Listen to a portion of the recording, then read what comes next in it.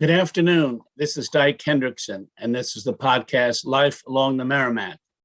Each week we gather and talk for about a half an hour on the health and history of the Merrimack River.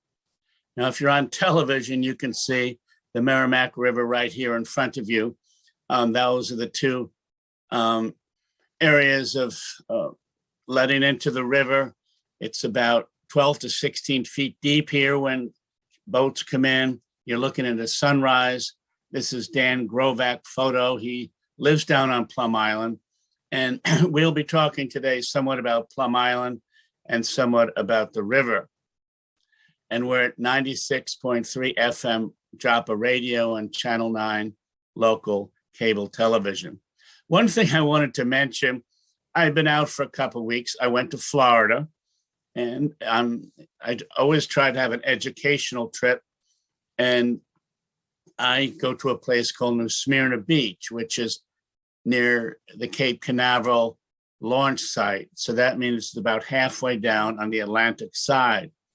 And one reason why I go there, they have a wildlife refuge there in New Smyrna Beach, Florida, which is just like ours at Plum Island. In other words, it's a federal wildlife refuge. Even my pass works to get in there. Here in Newburyport, when I go to Plum Island, I have a federal pass, which, I qualify for having reached the august stature of senior citizen. And so I go to Plum Island frequently. In fact, I've written a book about Plum Island. It'll be out in June. It is titled Plum Island, A Vulnerable Gem. But similarly, when I go down there, I go to an area which is the National Wildlife Refuge at New Smyrna Beach. And one of the elements that makes it interesting for me is the wonderful wildlife. And right down there, now it's down there at 70 or 80. So there's quite a bit of wildlife, pelicans, armadillos. I'm very partial to armadillos since having been going there for about 10 years. Also, there are dolphins there. There's a lot of good fishing. Also, there is a nude beach. Now, this is shocking for a Lutheran like myself, but nevertheless, there's a big warning sign. It says, warning, beach number 5 is a nude beach. So I won't dwell on this, but I go down there just to look around. And there's this guy who is like 10 feet from the ramp from the parking lot to the beach itself.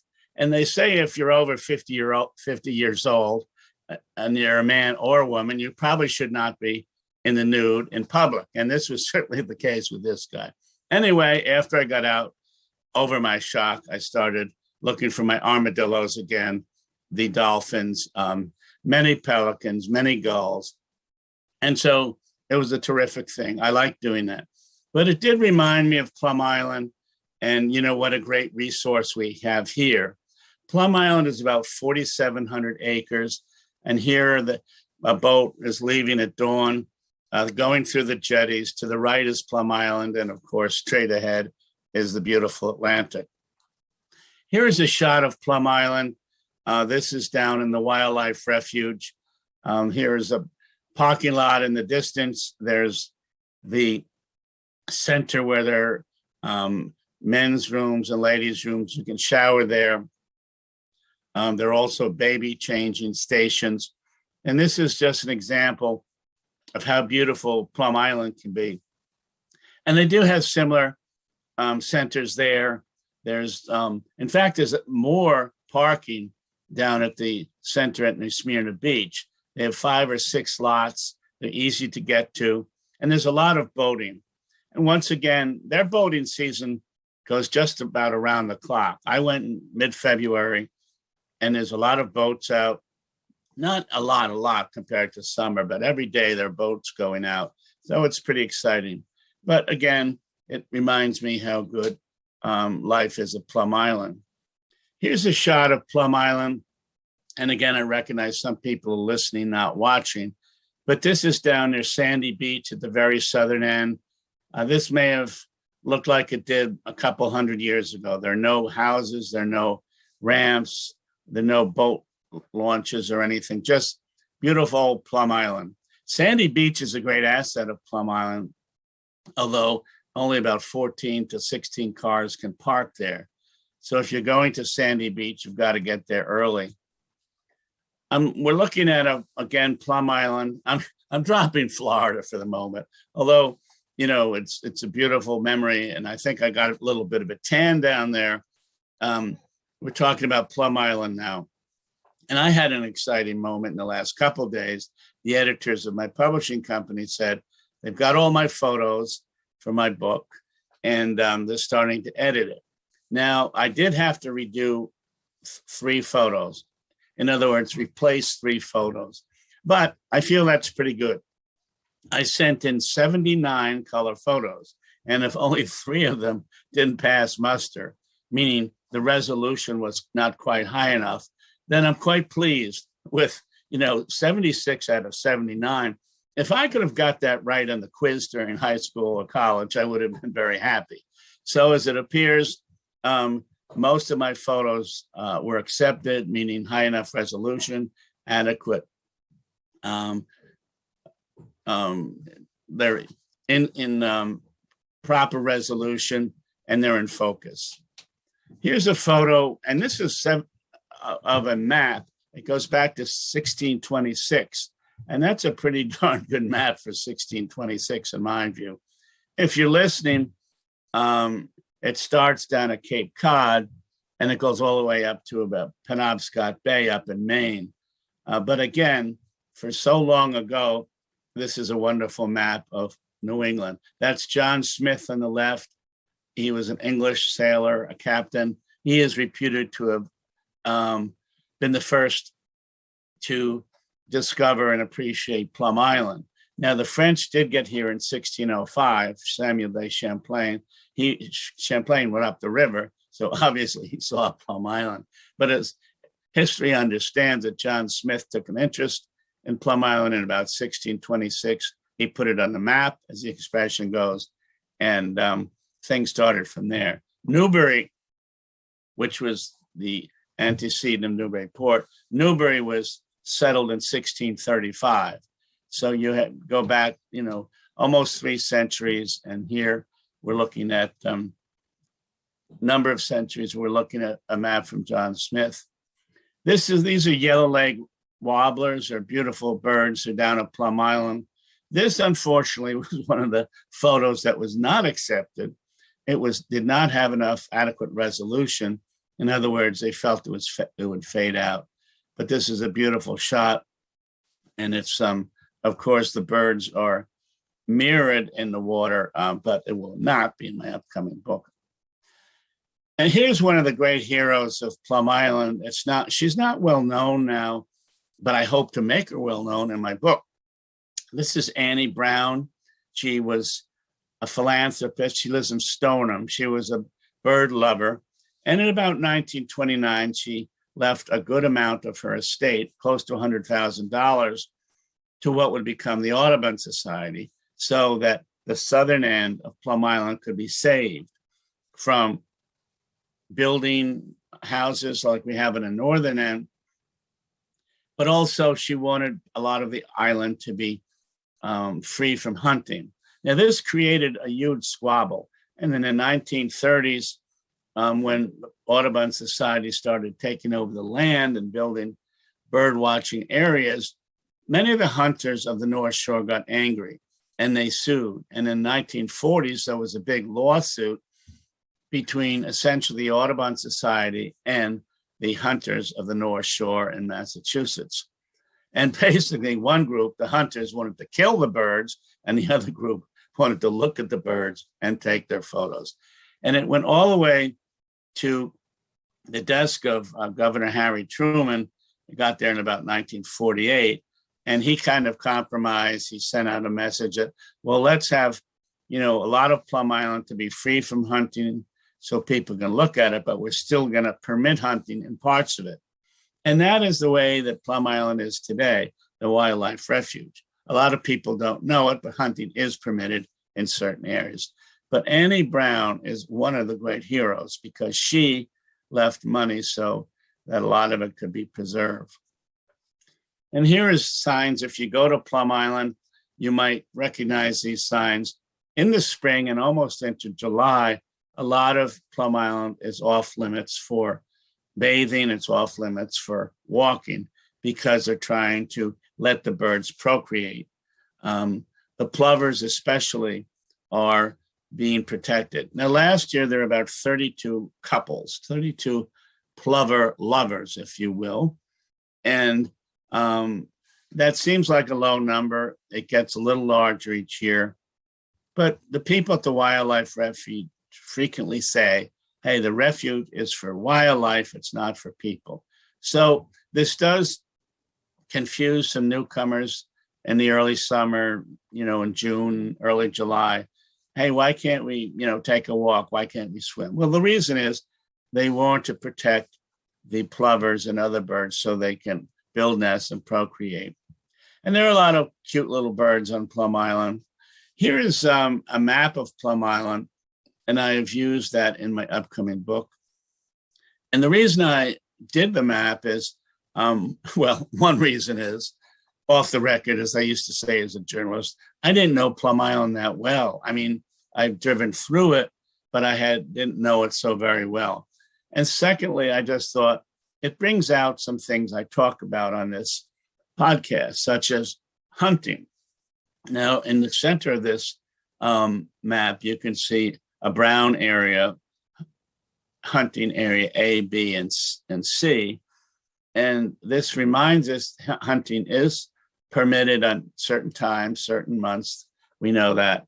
But it also shows the Plum Island Turnpike. It shows some of the other elements, where you can park your car and look at birds or just take a walk. So I feel this is going to be a valuable part of my upcoming book. Here is a real wonderful hero of Plum Island and all of nature. This is Rachel Carson. She wrote the book Silent Spring in the early 40s. However, now let me rephrase that. She came to Plum Island in about 1947. She was an employee of the Wildlife Refuge System, a federal employee. It's called Fish and Wildlife then. And she studied Plum Island in 1947 for most of the autumn. And then she wrote a long essay on the black duck. She was trying to save the black duck. And as you might remember in our earlier discussion, a lot of hunters love to go after the black duck. But her theory was both could exist. If you put a lot of Plum Island off limits to hunters, then the birds would come, they would procreate, and you'd have many, many black ducks. And the black ducks, of course, would not always be on Plum Island. They'd be nearby in the hunting zones or nearby. And so hunters could hunt, but it was just her hope that not everything was shot out of the air. And I chose her because, of course, she wrote Silent Spring, which came out in 1962. And she's such a hero to me. She was so brave. First of all, the book came out and they had huge conglomerates such as DuPont, which made DDT. And they, derided her. They derided her science. They said DDT is fine. But she really had done a lot of her homework, and she was called to testify in front of Congress on several occasions. And what makes her extra brave was that she had cancer while all this was going on. This is the early 60s. And she would go to testify. She would defend her work. She had cancer. She died several years after the book came out, Silent Spring.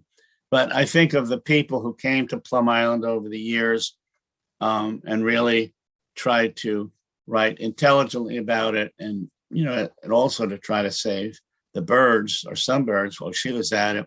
She was a very brave and heroic person. Here is a flattering shot of a black duck. Black ducks have really increased in number over the years, and there are many of them down at the Wildlife Refuge. And this is a shot that shows, the beautiful nature of the bird. And here's a couple, if you can call them that, black ducks again. So you're listening to the podcast Life Along the Merrimack. I should expanded title to say Life Along Merrimack and Plum Island.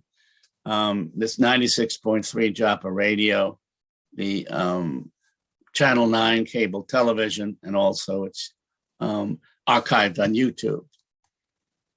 These are the Canada duck. I think we've all seen them. And this is a wonderful shot. It has two parents, presumably male and female, but they could be both female. I suppose they can both be male. But if you're listening, not watching, they're four little ducklings. They're called fledglings, I believe, in the middle of these two ducks. This is a wonderful photo. And this is in my upcoming book also. This is an area we're looking at, again, at the wildlife refuge. This is summer, and this is the Hellcat area of the wildlife refuge, and there's Plum Island Sound behind it. And this was taken from a tower at Hellcat. And so you can see some elevation, but you can see how large Plum Island Sound is. And this is a wonderful photo. Here's a wonderful shot of a snowy owl taken by Dan Grobeck. Now, he's not a professional photographer, although he could be. He is a business executive. He lives on Plum Island, and he takes wonderful photos. And this snowy owl, if you're just listening, is in flight. It has vibrant yellow eyes, a beautiful white and speckled feathers. And this is, if you saw this in a Smithsonian magazine or something, you'd say, wow, that's a great photo. This is by an amateur, Dan Grobeck, who does not seem like an amateur photographer.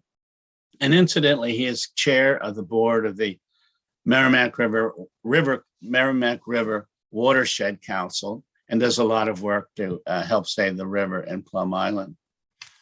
And here's a little plover. We were all young once, look at it that way. If you're listening, this is a tiny little plover looking straight at the camera, and this is another photo by Dan. Here, more Canada ducks, and as I understand it, there'll soon be more of them here, and birds will be coming now that it's March. It is March, and that is good news. Here's another shot of Hellcat. You can see a lot of, this is a tidal area. This is high tide, but many birds come to the wildlife refuge because of the tidal waters, and they can rest and they can eat. These are human beings, as I think we all can tell. Here are two kayakers on Plum Island, and these are individuals. There are 3 or 4 places you can put in a kayak on Plum Island, and it's a great place. This looks like it's high tide, and these folks are going to have a good day in the marsh area. Storms can get quite ferocious near Plum Island. This is one from last fall when this buoy, which is several tons, broke away from its mooring and ended up on the sand of Plum Island. So you can imagine how rough the winds were to knock it off its mooring and then push it up onto the beach. It's not spring. I wanted to say it's spring. It's not spring. But in the spring and early times of new season, many photographers come out to take pictures of birds on Plum Island. And Plum Island is actually, the wildlife refuge, is actually the number 3 bird watching spot in the country. I think Cape May, New Jersey is number 1. And there's a park down near Galveston, Texas, it's number 2, but we're number 3. We made the podium. We only got the bronze, but here's some pictures. And several 100,000 people a year come to Plum Island to look at birds. And here's another shot of a plover. This one's a little larger than our first one, but they are cute little devils, and I like to see them. They're wonderful to spot when you can. This is an osprey. It has very penetrating eyes, as you can see. And a PBS special from the fall was one of the best I've ever seen on PBS or anything. It had an hour special on osprey. It focused on the Connecticut River rather than the Merrimack, but nevertheless, it tells the story of the osprey. And the male starts coming up in March to build a nest, and then the female will come up a couple months later, perhaps to decorate the nest, if you will. And here is a shot of, again, from PBS. They're special on ospreys. They've got the nest. They'll probably have 2 or 3 hatchlings, and she'll do a lot of the work in making sure they're safe and warm as they get ready to hatch and come to life. And the male generally goes fishing, and they're very successful. They have great eyesight. They drop down from a high height, drop into mackerel or pogies or small fish, and wonderful photos from PBS. Here is a gull. I know them. Well, I won't go into it. Gulls are wonderful. Gulls are necessary. Gulls eat a lot of garbage, which I guess is an attribute. Here's a photo of Plum Island. Now, I'm not taking it personally or anything, but this is the Plum Island Airport, and this is one of the photos that was rejected. I've gotten over my tears now. I have substituted it. It looks good to me. Evidently, it did not have the proper resolution. So, nevertheless, the Plum Island Airport was founded in 1909, which is very early, especially when you consider the Wright brothers only were, starting the era of flight in 1903. And we can get into this later, but this is the Plum Island Airport, and it's been a great asset for more than a century. The Coast Guard was founded on the Merrimack River. Newburyport is the birthplace of the Coast Guard, and here's a wonderful shot I used on the cover of my book, Nautical Newburyport. Dan Grovac, the business executive who always has a second career waiting for him as a photographer, took this photo. Isn't this amazing? This is a humpback whale off of Plum Island. These are pogies, or menhaden as they're called. The whale obviously found a school of them. And I would say that these fish are under extreme duress. So, of course, there are thousands of fish. The humpback whale is very large, and he appears to have found a meal. This is Life Along the Merrimack, if you're listening or watching the weekly podcast, 96.3 Joppa Radio. We're also local cable, Channel 9, and archived on YouTube. Here's a wonderful shot of from the Plum Island area. We're looking at Newburyport Bay. The inlet is just a beautiful spot. And spring is coming. Summer's not far behind that. And actually, there are about 1,500 boats that are moored on the Newburyport side, either in slips or they're moored in the water itself. There's about 500 more in Amesbury and Salisbury and upriver. So close to 2,000 boats hit the water in the spring. And one of the remarkable things is, if you've been around for a while, the river was very dirty through the 50s and 60s. Well, before that, but certainly the point of improvement started in 1972 with the Clean Water Act. Senator Edmund Muskie of Maine was instrumental in passing the Clean Water Act. So it built sewage treatment plants on places like the Merrimack, and not just the Merrimack, of course, rivers and lakes and oceans. It brought billions of dollars to create sewage treatment plants, and also to create standards for sewage that was put into the river. Now, we'll talk about sewage in the river at a later time. I guess I spoke too much about Florida, but I did come back from Florida. There's a beautiful wildlife refuge there, and I felt compelled to talk about it. But this is a beautiful shot of the river, and this is a place where a lot of people come. This is the captain's pleasure boat here, and the Charos family down in the Plum Island Point, that's the northern end, run several different ships, and they have pleasure craft like this. There are about 3 or 4 cocktail cruises each summer. They take many people out whale watching, hundreds really, on each vessel. And they also have fishing boats that go out for blues, for stripers, for mackerel. And I went on one several years ago. There are 40 people on the vessel, and we only caught 2 fish. And guess what? I did not catch one. And I almost enjoyed it. it just seems like there's so many lines in the water that it did not have the tranquil experience that perhaps I was looking for. But I know a lot of people came from distances. It's great for them to be on the water. I think they love dropping in their lines. I know they love drinking beer on board. And so I did go out.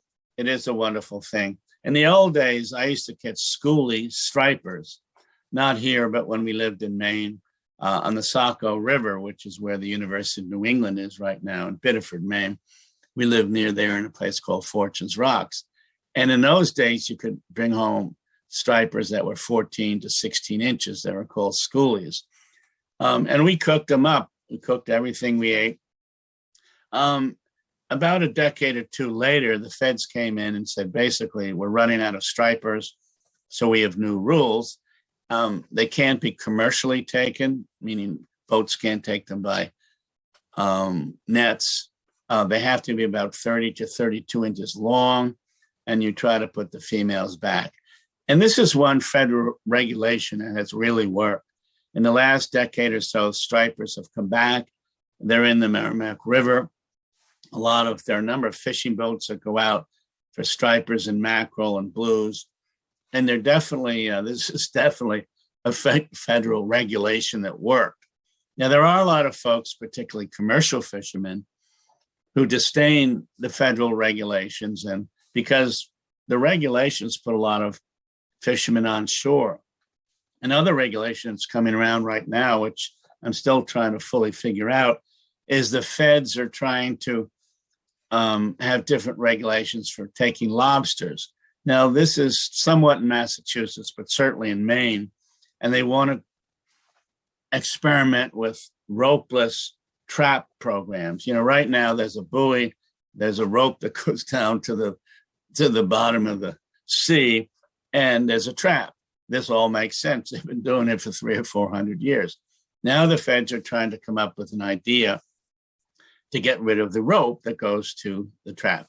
Their feeling is some right whales are getting tangled in the lobster traps. Now, the feds don't have specific statistics on how many right whales are being wronged by this, but there's a experimental program going on right now. And I must tell you, the lobstermen of Maine are not very happy. And I should point out that this is in deeper water, like out towards Monhegan, or maybe 2 or 3 miles off of Rockland or whatever. Because if it's shallow water, like shallow water being 10 to 50 feet, right whales frequently don't come into shallow water, so you can still have your rope. But in the deeper water, and there's a lot of lobster taken from deep in water, the feds want to experiment with ropeless trap systems. Now, I'm going to study up on this. Don't get me wrong. I'll have better information in the future. But to me, it sounds like a tough one. Oh, really? You know, how are you going to get down there? You can't scuba dive for lobsters. That's a no-no. So I will get back to you on that. Anyway, this has been fun. I hope I didn't digress too much on this wonderful wildlife refuge center in New Smyrna Beach, Florida. It's identical to the one we have here, a great resource. And I have just come back from that refuge center. And we talked about also the river and Plum Island. So that's it for me. This is Life Along the Merrimack. I'm Dyke Hendrickson.